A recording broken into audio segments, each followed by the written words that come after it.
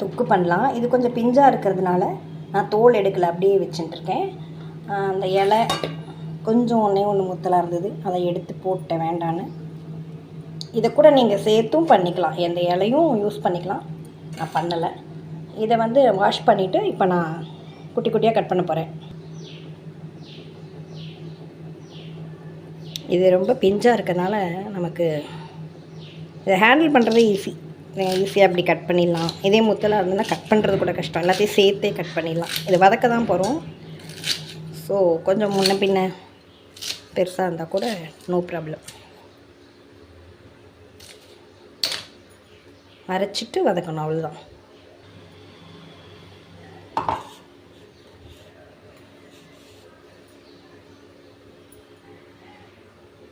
இதுக்கு தேவையான உப்பு போட்டுக்கிட்டேன்.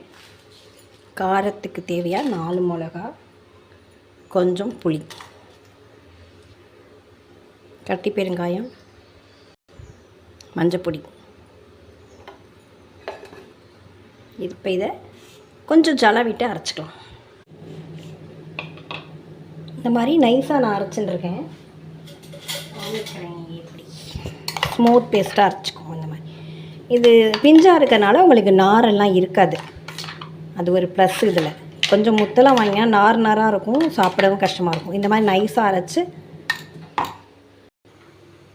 வாண்டியில் ஒரு கரண்டி அளவுக்கு ஆயில் விட்டுக்கோங்க. இந்த அளவுக்கு நல்லெண்ணெய் விட்டுருக்கேன். ஆயில் நிறையா இருந்தால் தான் அது ஃபுல்லாக வதங்கும். நீங்கள் சரியாக வதங்காமல் பச்சையாக சாப்பிட்டிங்கன்னா பிடிக்காது. ரெண்டாவது இந்த பிரண்டையில் அரிப்புத்தன்மை இருக்கும் இல்லையா, அது பிஞ்சு பிரண்டையாக இருந்தாலும் அதனுடைய தன்மை இருக்க தான் இருக்கும். அதனால் கொஞ்சம் நிறையா விட்டுக்குவோம். ஹீட்டானதும் ஜீரகம் போட்டுக்கிறேன், கடுகு கூட போட்டுக்கலாம். இப்போ நம்ம அரைச்சதை இதில் ஆட் பண்ணிக்க வேண்டியதான். கொஞ்சம் ஜலம் விட்டு நீங்கள் ஆட் பண்ணிக்கலாம், ஏன்னா வதங்கணும் இல்லையா, அதுக்காக.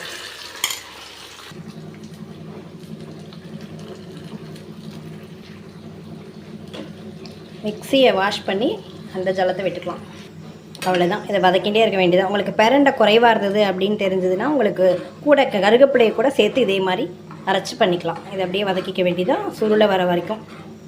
பார்த்தா விட்டமின் சி மற்றும் விட்டமின் இ இருக்குது. உடைஞ்ச எலும்புகளை கூட இது சேர்க்கக்கூடிய தன்மை இந்த பிரண்டையில் இருக்குது. நம்ம தினமும் உணவில் சேர்த்துக்கும் போது கொஞ்சம் கருப்பட்டி நான் சேர்த்துக்கிறேன், வெல்லம் கூட நீங்கள் சேர்த்துக்கலாம்.